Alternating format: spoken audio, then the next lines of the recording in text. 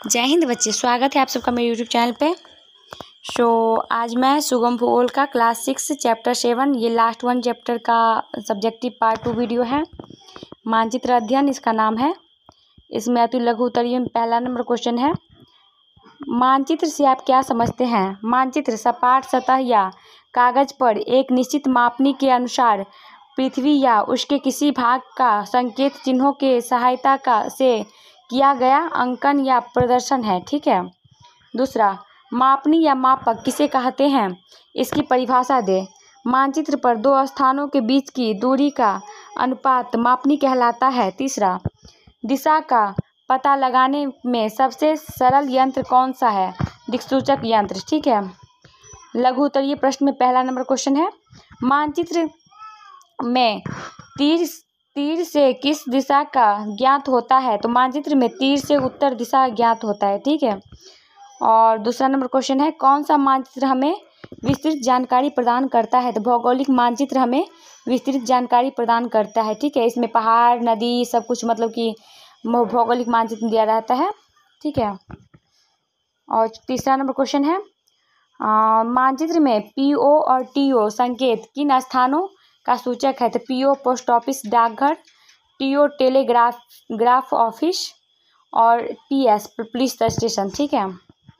दीर्घोत्तरीय प्रश्न, पहला number question, मानचित्र के 3 घटक कौन कौन सा है? उनका विवरण दे।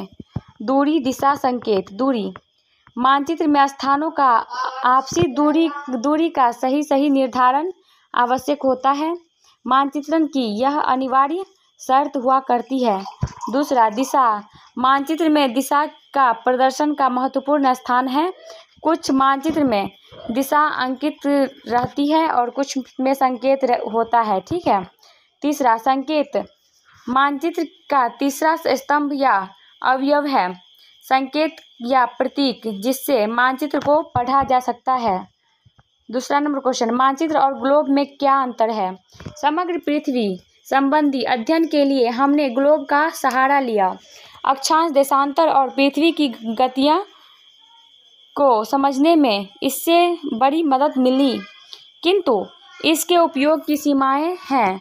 जब हमें पृथ्वी के एक भाग का अध्ययन करना होता है तो हम ग्लोब की जगह मानचित्र का सहारा लेते हैं। मानचित्र छोटे बड़े आकार में तथा अलग अलग मापनी के हो सकते हैं तथा ग्लोब भी छोटे बड़े प्रकार के आकार में उपलब्ध हैं। यही अंतर है मानचित्र तथा ग्लोब में। ठीक है। तीसरा नंबर क्वेश्चन है, मानचित्र किस प्रकार मानचित्र से भिन्न है? प्लेन मानचित्र किस पर मानचित्र से भिन्न है? तो मानचित्र या प्लान, तो जब हम किसी मकान की स्कूल, खेल के मैदान, कारखाने आदि का खाका तैयार कर चित्रांकन करते हैं तो उसे मापनी या प्लान कहते हैं।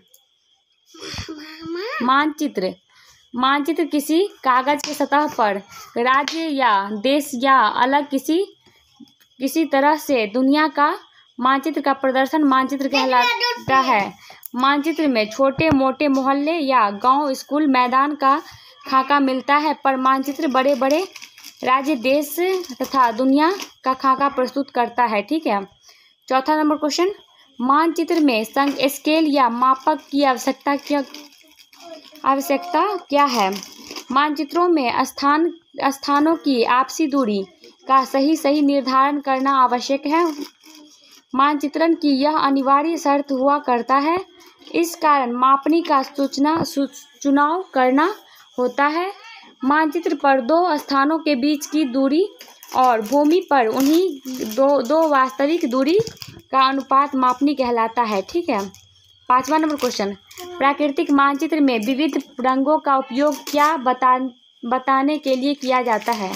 मानचित्र में विभिन्न रंगों का भी प्रयोग किया जाता है। खासकर प्राकृतिक स्वरूप प्रदर्शन करने वाली प्राकृतिक मानचित्रों में हरा रंग हरी धरती का द्योतक है, अर्थात इस रंग के मैदान क्षेत्र दिखाया जाता है। भूरे और लाल भूरे के मिश्रण से पहाड़ी, पठारी भूमि दिखाई जाती है। पीला रंग मरुस्थल का द्योतक माना जाता है। नीला रंग नदी, झील, सागर आदि जलाशयों के प्रदर्शन में प्रयुक्त होता है। ये प्रचलित और परंपरागत हैं, इसलिए मानचित्र में प्राकृतिक वस्तुओं को चिन्हित में उपयोग किया जाता है। ठीक है। 8वां नंबर क्वेश्चन, मानचित्र के गुण और दोषों की विवेचना करें। गुण: मानचित्र किसी भी स्थान, क्षेत्र या देश के भौगोलिक जानकारी को विस्तार से प्रस्तुत करता है। मानचित्र यात्रियों और अन्वेषकों के लिए दिशा निर्देश का कार्य करता है। यह भौगोलिक, पर्यावरणीय और जलवायु संबंधित अध्ययन में उपयोगी होती है। सरकारें, शहरी योजनाकार और इंजीनियर मानचित्रों के मदद से विकास योजनाएं बनाते हैं। यह विभिन्न स्थानों की जानकारी एक ही स्थान पर उपलब्ध कराता है, जिससे समय और श्रम की बचत होती है। दोष: मानचित्र एक सीमित स्थान पर ही जानकारी देता है और हमेशा पूर्ण विवरण नहीं दे सकता है। पृथ्वी गोलाकार होता है, लेकिन मानचित्र इसे समतल रूप से दर्शाता है, जिससे विकृति उत्पन्न होती है। कुछ मानचित्रों में अत्यधिक तकनीकी विशेष प्रतीकों का उपयोग होता है, जिन्हें आम लोग समझ नहीं पाते। 9वां नंबर क्वेश्चन, आधुनिक युग में मानचित्रों की आवश्यकता बढ़ती जा रही है, कैसे? आधुनिक युग में तकनीक और वैश्वीकरण के बढ़ते प्रभाव के कारण मानचित्रों का उपयोग तेजी से बढ़ा है। अब केवल भौगोलिक जानकारी के लिए ही नहीं, बल्कि कई अन्य क्षेत्रों में भी मानचित्रों की महत्वपूर्ण भूमिका हो गई है। यात्री नई जगह को आसानी से खोजने तथा वहां तक पहुंचने के लिए डिजिटल मानचित्रों का उपयोग करते हैं। भूकंप, बाढ़, चक्रवात आदि का निगरानी के लिए भी मानचित्र का उपयोग किया जाता है। सैन्य रणनीति तैयार करने के लिए विस्तृत भौगोलिक मानचित्रों का उपयोग किया जाता है। सीमा सुरक्षा में मानचित्र का विशेष महत्व है। प्राकृतिक संसाधनों की संरक्षण के लिए भी मानचित्र उपयोगी है। आप लोगों को अगर पसंद आता है तो वीडियो को लाइक, चैनल को सब्सक्राइब, दोस्तों को शेयर करिए। हमारा लेक्चर ये भूगोल जो है क्लास 6 का हमारा यहीं पे समाप्त होता है। सारा 7 चैप्टर हम कंप्लीट करवा दिए। सो आप लोग अब लाइक बस मत भूलिएगा, ठीक है।